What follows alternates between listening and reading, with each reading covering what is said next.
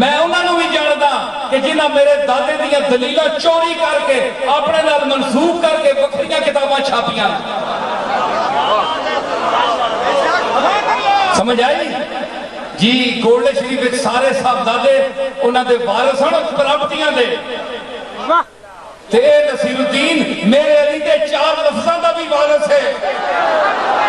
مینوں پراپرٹی بھی ملی ہے، جائیداد بھی ملی ہے، تے مینوں میرے علی دی وہ پراپرٹی ملی ہے کہ میرے ہور خاندان دے لوگوں کو نہیں ملی. تاکہ تو میں ڈنگے تی چوک تے بول رہا ہوں، علماء دے سامنے بول رہا ہوں.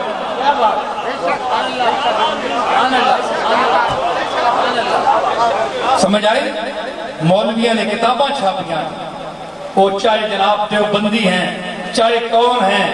وہ آج ایک دیوبندی صاحب کہہ رہے ہیں کہ میں نے لکھی ہے. میں نے کہا یہ سیف چشتیائی کا چربہ ہے. ادھر آ ایک کسی کو 217 سمجھ کے تے توں پہ دسنا ہے میں مردائی نہ لے گا کی تھی توں اس ویلے جمعہ ہی نہیں ہے. مولانا احمد رضا خان اس دور میں زندہ تھے، 20 سال زندہ رہے. 1900 میں اس نے مناظرے کا چیلنج کیا میرے دادا کو. مولانا احمد رضا خان 22 سال زندہ رہے. ثبوت لائیں. باہر نکلے کوئی بات ہوئی.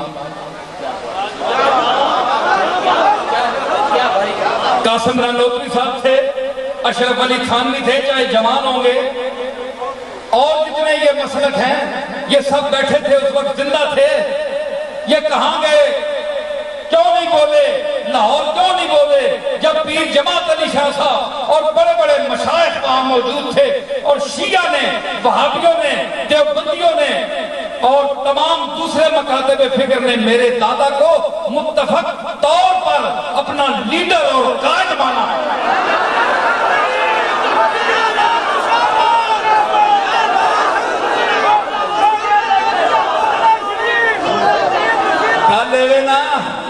شیر مار میں نا پہلے نکل آوے تے پیچھے لومن بھی نکل آنے.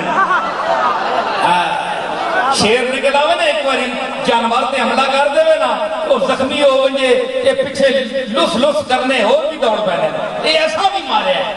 یہ پوچھو جڑا پہلے منہ مار گئے اس نے مویا ہے کھانے پہ ہو، اس نے ماریا ہے کھانے پہ ہو. مرزا قادیانی کو